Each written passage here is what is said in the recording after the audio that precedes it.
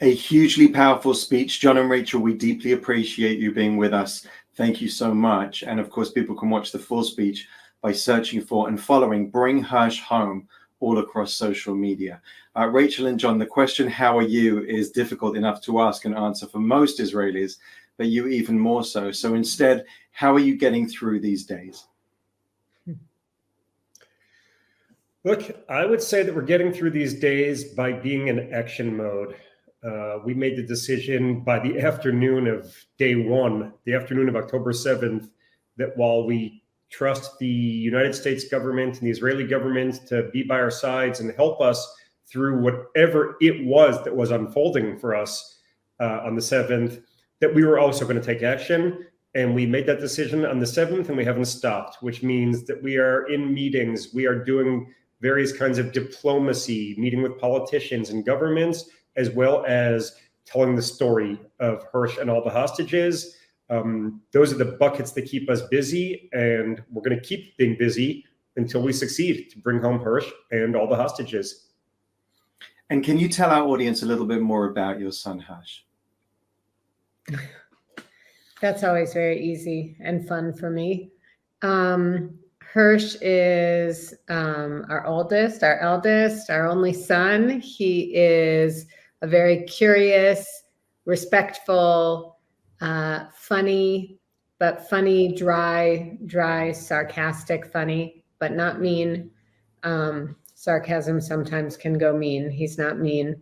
He is wild about soccer, big soccer fan, loves music and music festivals, and has always been obsessed with travel and, well, as a young kid, the idea of travel. And he was very always excited about geography, globes, maps, atlases, National Geographic.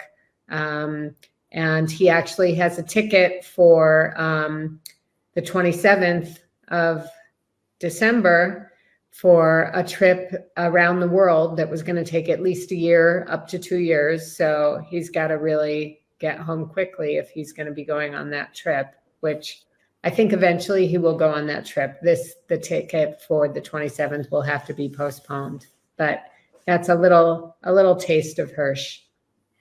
And so tell us now what October the 7th was like for you and the days following that.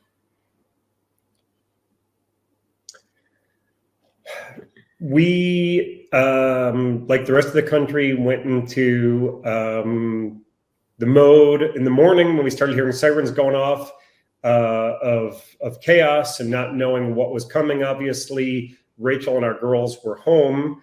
I was at synagogue already.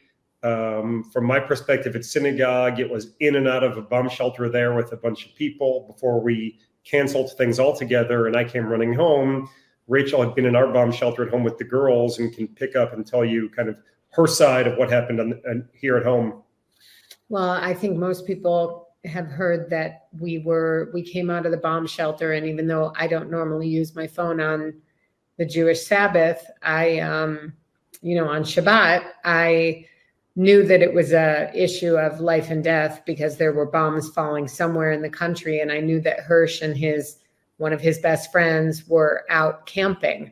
So I did turn on my phone to find out, I wanted to know if he was okay. And that was when we got those two very haunting WhatsApps that had come in 10 minutes prior to me turning the phone on at 8:11. The first text said, "I love you." And the next one said, "I'm sorry." And so I knew that, something terrible was happening or was about to happen. And of course, the next 36 hours were horrible. We thought that he was one of the 364 that had been massacred at that music festival. And we had a crazy experience of finding a picture of him in a bomb shelter that then led to us finding out that he had been kidnapped. And the crazy part was that we were so relieved to find out that he was kidnapped because it meant he wasn't dead at the music festival, just laying in the field. And so that was already 79 days ago, and we've been living in a different place than you and most of the world since then. And of course, you've done everything you can do to raise awareness of Hersh's plight in order to get him back. It felt like you got into gear very quickly, as you mentioned, and that a community built around you very quickly as well to secure Hersh's release. Was that the case? Indeed. I mean, by the afternoon of October 7th, we already had I think it was 15 people here. And this became a command center. And everyone used the expertise that they had to help. And so we were the first ones to really put together what had happened in that specific bomb shelter. We knew information before many other people knew information about the details of what happened in that particular one. And, we had people going to hospitals in those first 36 hours, going through dead bodies, trying to identify if Hersh was among the unidentified bodies. We had, people who were dealing with the American government side, because one of the first phone calls I made was to the U.S. Embassy to say that an American citizen was at the music festival and was missing.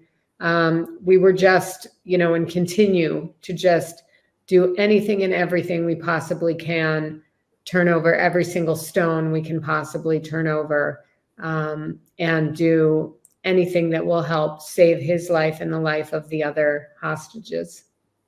And in doing so, you've met with very prominent people, Elon Musk, President Biden, the Pope. Can you tell us about those meetings and what is your message? What has your message been at those meetings? I mean, those meetings have all been interesting for different reasons, but the message has always been the same, that the hostage situation is a global humanitarian issue and should be dealt with as such, and that we conflate it with anything else is a grave injustice, and mistake, because you're dealing with people from nations all over the world with a now 84-year age range. You have Christians, Jews, Muslims, Hindus, and Buddhists who are still there. And this should be something that the whole entire world is saying is not acceptable. And I think if these hostages, if this constellation of human beings was being held anywhere else on earth, being held in Texas, the whole entire world would be in Texas trying to save these people. Yeah, and I'm minded of previous campaigns for hostages, bring back our girls, bring back our boys, and the outcries and the prominent people and the celebrities that lend their voice to those. Those voices seem to be absent in this situation, don't they? Oh, indeed. Yeah, I think that we have a lot of people today who are fearful of being canceled, and people who, as Rachel said, conflate the issue of the hostages with this ongoing, unfortunate Israeli-Arab, Israeli-Palestinian, Israeli-Hamas conflict. And those events are related and clearly, but they're different events. And the world isn't seeing it as a different event. And as such, you have a lot of people who are afraid that if they speak out on something universal, like we are not okay with hostages being held, that they will be canceled. And there's a lot of fear. One of the things that's been heartening for us is that the US government has never seen it as a divisive issue, which is to say that in many visiting delegations, we've heard Republican senators, Democratic senators, each say, this isn't a political issue. This isn't right versus left. This isn't Republican versus Democrat. It's a universal issue. We're not okay with hostages being held, but the broader world is still a little bit afraid to say that. And we're sitting here having this discussion at Christmas time. We have a very broad audience at Stand With Us. And I wonder, what is your message to people at Christmas about the hostages? What would you like them to say? What would you like them to do? What would you like to say to them? Well, first, I would like to say thank you, because the outpouring of support from our Christian friends, neighbors, and partners all over the world has been so helpful and such a source of comfort and strength. So the first thing that I would say is thank you. I would say that, you know, today is the final Sunday before Christmas, the culmination of Advent. The Advent theme that starts this week is the theme of love. And we really have felt embraced and loved by the Christian community all over the world.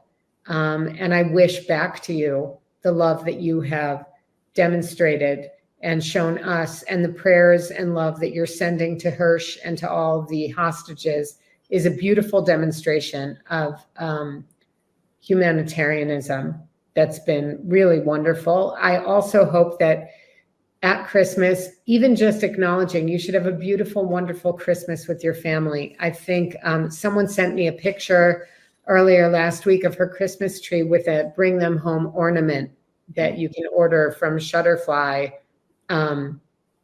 And she said, you know, we're going to have a beautiful holiday, but we want to remember that there's a piece that's missing from the world. The world is not perfect. There are people who are in pain. There are people whose families are not complete right now.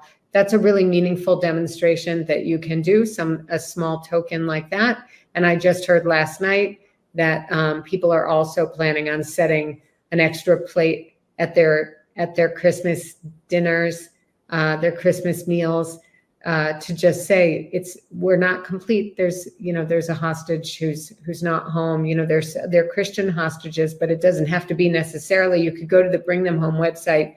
You can print out the picture of someone, choose anyone to just be with your family as a symbol that you recognize that it's not a complete world at this time.